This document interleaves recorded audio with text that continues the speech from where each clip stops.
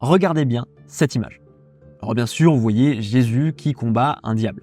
Et si je vous fais cette vidéo-là, c'est pour vous parler de cette image avec un sens beaucoup plus profond.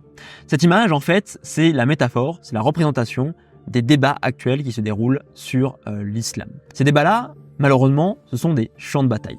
Pourquoi ce sont des champs de bataille? Parce que il y a toujours une personne qui est censée avoir raison et l'autre avoir tort. C'est toujours finalement un duel où on doit vaincre son adversaire. Et donc dans cette vidéo, je vais vous parler de pourquoi cette perspective-là, malheureusement qui est partagée par la majorité des personnes, elle est extrêmement dangereuse et pourquoi aussi c'est facile pour vous de tomber dans cette perspective-là. Par exemple, si on prend la question des femmes. La question des femmes, vous aurez notamment ceux qui ne sont pas musulmans, ceux qui voient l'islam comme un danger, ceux qui, pas forcément qui sont contre l'islam d'ailleurs, mais qui s'inquiètent de l'islam, vont vous dire oui, l'islam oppresse les femmes. Et puis de l'autre côté, vous avez les musulmans. Les musulmans qui vont vous dire mais non, l'islam protège les femmes, ce que vous dites sur certains versets, c'est extrêmement simpliste, voire même c'est complètement faux, et donc il n'y a aucun souci. Et c'est impossible dans ces débats-là d'avoir un juste milieu, et parce que le juste milieu, sur l'image de Jésus et du diable, il n'existe pas. En fait, on doit absolument choisir un camp.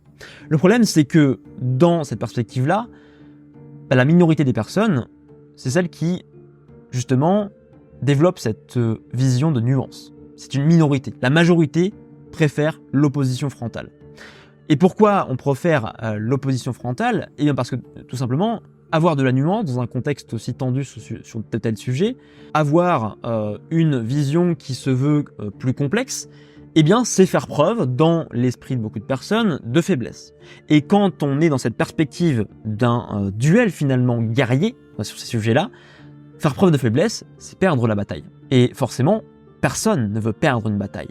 Donc aujourd'hui, je vais vous parler de ce schéma dangereux qui malheureusement parasite et même pourrit les mentalités de beaucoup de personnes et de la majorité, en tout cas personnellement je pense. Je vais vous expliquer pourquoi c'est dangereux pour vous. C'est ce que j'appelle personnellement le paradigme gagnant-perdant. Ce paradigme, il est naturel malheureusement parce que on est forcément tous différents. On est tous différents parce que on n'a pas la même identité, on n'a pas les mêmes cultures, on n'a pas les mêmes valeurs, on n'a pas la même religion, on n'a même pas les mêmes visions du monde. Donc forcément, si on part de tout ce qui nous constitue personnellement, on sera forcément en désaccord. Et donc on sera forcément parfois en situation de conflit les uns par rapport aux autres. Mais le problème, c'est que l'homme, en tant que tel, là aussi la nature, fait que l'on veut convaincre l'autre. On croit forcément qu'on a raison, et donc on va toujours essayer de convaincre l'autre. Là, c'est la force de notre ego et aussi du coup ces côtés négatifs que je vais développer par la suite par rapport à ces dangers de cette perspective-là. Il y a aussi le biais de négativité. Notre cerveau, c'est pas une légende, hein. Quand on vous dit tu retiens que le négatif et tu retiens jamais le positif, c'est une réalité. Le cerveau est fait pour penser négativement. Il est fait pour voir le danger, pour avoir peur. Donc ça c'est l'autre point. Et puis aussi toute cette nature-là, elle est renforcée en plus, malheureusement, par cet essor d'Internet et surtout à travers les réseaux sociaux et les médias aussi, mais surtout les réseaux sociaux qui renforcent cet aspect communautaire, communautariste, qui renforce du coup ce clivage entre le côté sombre, méchant et le côté lumineux qui est parfait, qui est pour ce qu'on défend. Et donc il y a 5 dangers à cette perspective dans laquelle vous pouvez tous tomber, moi-même je peux tomber parce que c'est naturel encore une fois. Le premier danger, c'est que on va chercher à avoir raison. Et chercher à avoir raison, c'est forcément s'éloigner de la vérité. Pourquoi? Parce qu'on va pas chercher la vérité. Encore une fois, ça voudrait dire parfois mettre de l'eau dans notre vin, et donc, ça c'est bien pour les musulmans d'ailleurs, petite blague, et donc de nuancer notre idée, et donc d'être faible, et donc de perdre, et donc de ne pas avoir raison. Et donc on va se focaliser sur ce qui va dans notre sens, et on va ignorer ce qui pourrait aller à l'encontre de notre discours et de ce qu'on défend. Le deuxième danger, c'est qu'on aura forcément, qui en découle d'ailleurs, une vision simpliste des réalités. Par exemple, la question des femmes, vision simpliste. Forcément noir, forcément blanc.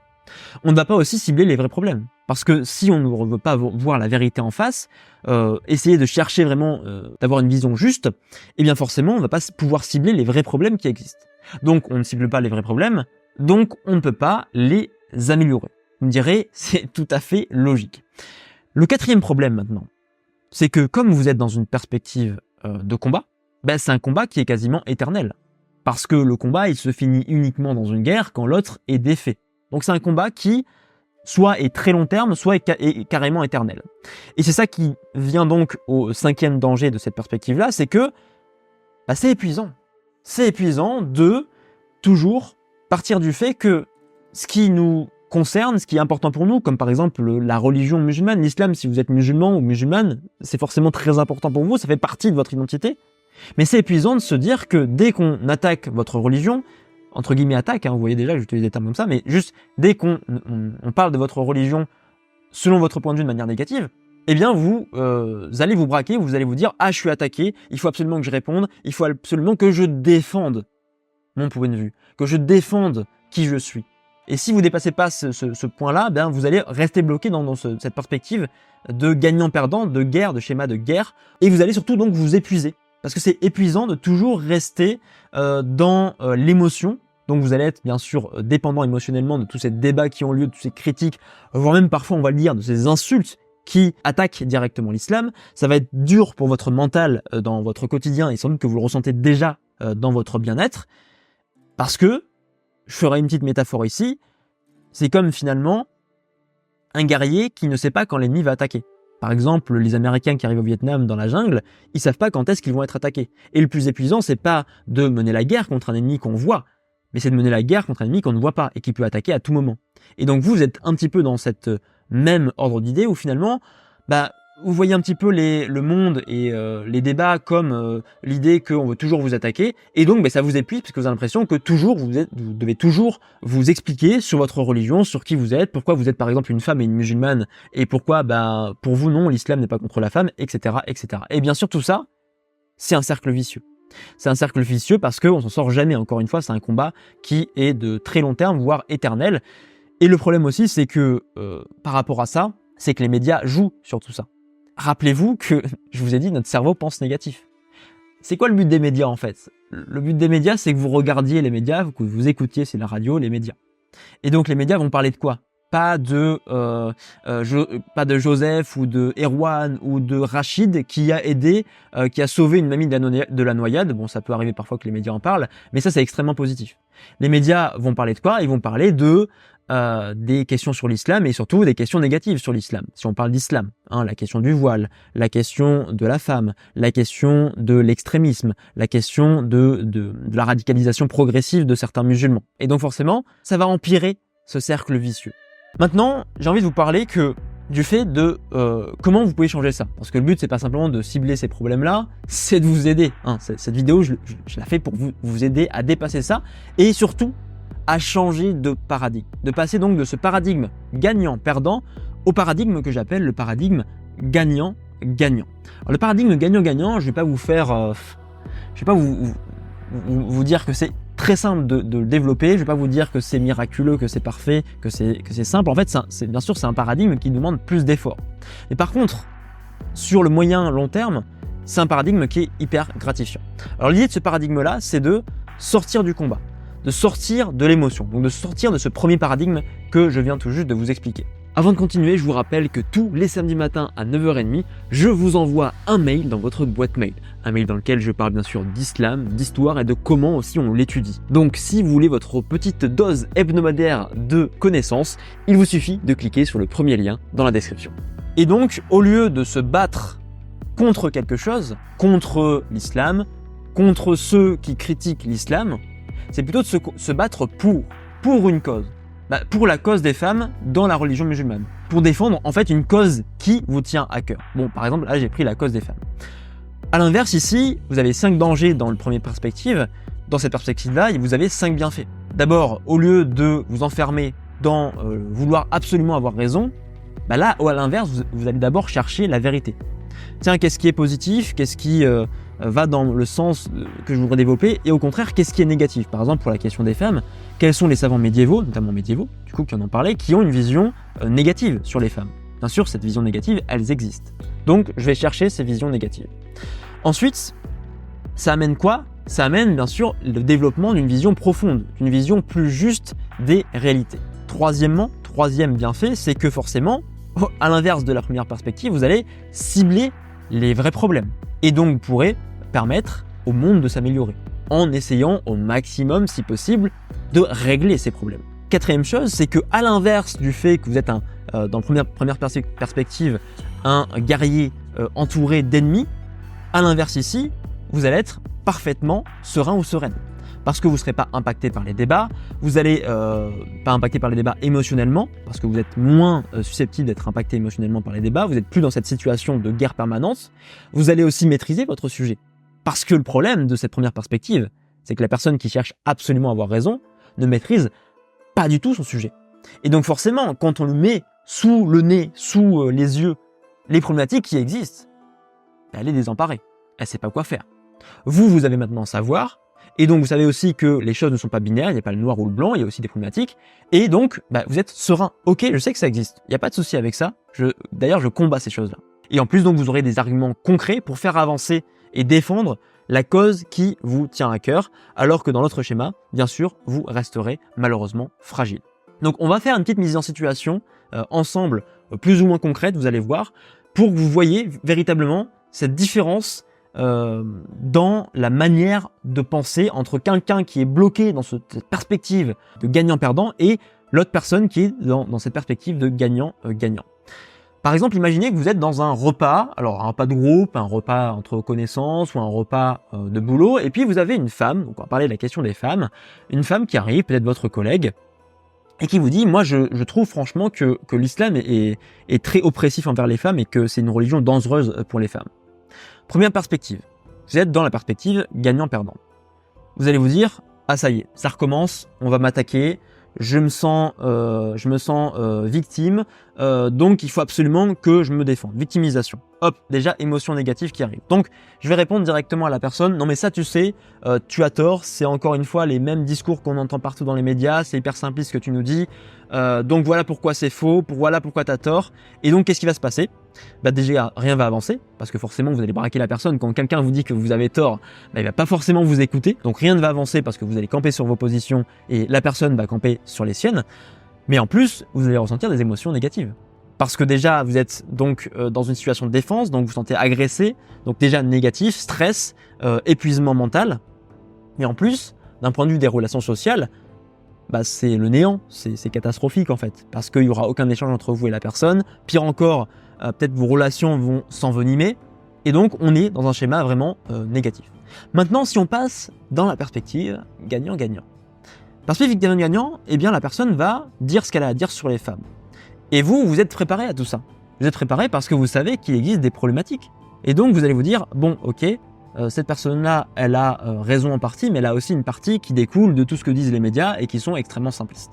Et donc au lieu de commencer à lui dire qu'elle a tort, etc., vous allez lui dire au contraire, oui, tu as raison au moins en partie, c'est vrai, il existe des problèmes. Déjà, hop, bizarrement, les tensions vont descendre. Et après, vous allez lui dire, en fait, ce qui est problématique, c'est pas tellement l'islam ou les textes de l'islam en eux-mêmes, même s'il y aura à discuter sur la question, mais c'est surtout les interprétations des savants musulmans. Et voilà ce que les savants musulmans ont dit au Moyen-Âge, et voilà pourquoi c'est problématique, et voilà pourquoi, eh bien, ça peut s'améliorer, et pourquoi ça doit s'améliorer. Déjà, qu'est-ce qui se passe dans cette perspective-là? Déjà, l'écoute se fait entre les personnes. Normalement, dans l'idéal, l'écoute se fait plus ou moins bien. Mais au moins, on échange beaucoup mieux que dans la première perspective. Je pense que vous serez d'accord avec moi. Deuxième chose plutôt, la progression. La progression, pourquoi? Parce que les deux personnes vont s'écouter. La personne qui avait un avis assez tranché sur la question, a pensé connaître, se dit « Ah, en fait, c'est peut-être plus compliqué que ça, en fait. Alors oui, il y a quand même des problèmes. Elle me dit qu'il y a des problèmes. Ça, c'est intéressant, tiens. Mais ça, c'est vrai que, en fait, je pensais que c'était beaucoup plus simple, que ce que le texte dit ça. Et donc, par exemple, le fait de frapper sa femme, il y a le terme en arabe qui peut varier sa traduction selon l'interprétation. Le problème, c'est que les interprétations des savants musulmans, notamment de médiévaux, eh bien, l'interprétation qu'on trouve encore dans le Coran en ligne, par exemple, c'est un homme a le droit de frapper sa femme. Voilà, c'est juste sur ce point-là. Et donc, la personne va se dire, en fait, c'est plus compliqué. Donc, déjà, progression parce que la personne va poser les bonnes questions, les deux personnes vont progresser ensemble, vont s'écouter mutuellement, etc. Et puis, il y a aussi troisième point, les émotions positives. Parce que vous allez vous sentir déjà aligné avec vous-même en tant, par exemple, que musulman ou musulmane, parce que vous allez pouvoir défendre efficacement votre religion, défendre votre cause qui vous tient à cœur. Parce que vous allez la montrer avec des arguments concrets et non avec un aspect dogmatique, idéologique que en vrai c'est plus complexe, mais que oui il y a des problèmes, mais que ok il faut les améliorer et il faut pointer les vrais problèmes. Donc déjà émotion positive sur ce côté-là. Deuxième émotion positive, vos relations aussi avec votre collègue seront beaucoup moins tendues en tout cas, voire même dans l'idéal, même se renforcer parce que vous parlez clairement entre vous, vous êtes francs entre vous, et ça peut aussi renforcer vos relations. Donc là aussi positif. Autre positif, c'est qu'une fois que vous aurez fini votre discussion, vous serez encore une fois fier de vous parce que vous aurez fait une action qui est positive sur tous les points, parce qu'elle n'est pas dogmatique, elle n'est pas idéologique. Et donc vous vous sentirez bien non seulement dans le moment qui suit, mais aussi pour votre journée, parce que vous serez fier, vous êtes aligné avec vos valeurs, aligné avec vous-même. Et ça, ce changement-là entre ces deux perspectives-là, c'est juste un changement, tout ça peut être amené par un changement de posture, un changement de regard. On n'est plus victime, on se considère plus comme une victime, mais on commence à être acteur. On n'est plus spectateur, on est acteur finalement de l'avenir et de notre vie finalement, et de ce qu'on veut, et de ce pourquoi on se bat. Et ça, vous pouvez vraiment le mettre en place. C'est pour ça que je tourne cette vidéo aujourd'hui. Et, autre point pour finir, en fait, si j'ai lancé ma chaîne YouTube depuis plus de 4 ans, c'est parce que je suis profondément investi dans ce paradigme gagnant-gagnant. Pour moi, pourquoi d'ailleurs paradigme gagnant-gagnant? C'est que gagnant pourquoi? Parce que vous allez faire des recherches concrètes et vous allez comprendre des choses, donc vous allez gagner des choses et pourrez finalement défendre le plus efficacement la cause qui vous tient à cœur, quelle qu'elle soit d'ailleurs, au-delà même de l'islam. Et aussi pourquoi gagnant-gagnant? Parce que finalement, en défendant votre cause et en comprenant vraiment les choses de manière profonde, vous pourrez aussi justement lutter contre ceux qui ont un avis ou des visions simplistes, voire même mensongères, sur ces questions qui vous tiennent à cœur. Donc paradigme gagnant-gagnant. Et les émotions positives qui vont avec.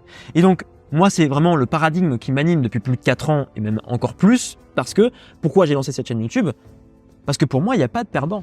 Il n'y a pas de perdants dans l'histoire, il n'y a que des gagnants. Il n'y a que des personnes qui vont apprendre et qui, du coup, auront plus d'arguments, alors qu'on soit musulman ou non musulman, pour soit défendre les causes donc, qui tiennent à cœur, soit finalement mieux comprendre le monde et donc être plus lucide, comprendre les vrais problèmes et qu'ensemble, on puisse les régler. Donc, c'est vraiment ce paradigme-là qui, personnellement, m'anime et c'est surtout ça qui me permet de rester toujours, c'est pas toujours positif, on va pas non plus m'adresser des choses magnifiques, je suis pas toujours positif, mais c'est ce qui permet de rester en long terme vraiment positif et c'est ce qui me permet aussi de rester enthousiaste. On me dit souvent, Romain, comment tu fais pour faire des vidéos sur l'islam avec des fois je peux prendre des critiques, je me prends des insultes, on me dit c'est n'importe quoi, tu connais rien. Comment je fais pour toujours rester positif, toujours rester enthousiaste? Parce que je considère que j'ai une mission. Et ma mission, c'est pas de lutter contre. Ma mission avant tout, c'est de lutter pour diffuser du savoir, pour aider les musulmans à mieux comprendre leur religion, notamment à travers donc compréhension des textes religieux notamment, donc du coup notamment les interprétations que les musulmans ont fait de leurs textes, et du coup aussi aspect historique. Et je me bats pour quelque chose. Et c'est comme ça que je reste enthousiaste, parce que ça dépasse tous les clivages, tous les combats, toutes les choses finalement qui émotionnellement pourraient m'épuiser. Encore une fois, je vous rappelle que si vous voulez recevoir un contenu supplémentaire tous les samedis à 9h30, il vous suffit de cliquer sur le premier lien dans la description pour vous inscrire à ma newsletter privée. Donc voilà un petit peu ce que j'avais envie de vous dire aujourd'hui. Si vous avez des réflexions à me faire part, des commentaires, des retours à me faire part, ça se passe dans l'espace commentaire de cette vidéo bien sûr. Et sur ce, on se retrouve pour la prochaine vidéo. Et jusque-là, portez-vous bien. J'espère que vous allez bien chez vous, derrière votre écran. Et jusque-là, portez-vous bien et on se retrouve très rapidement.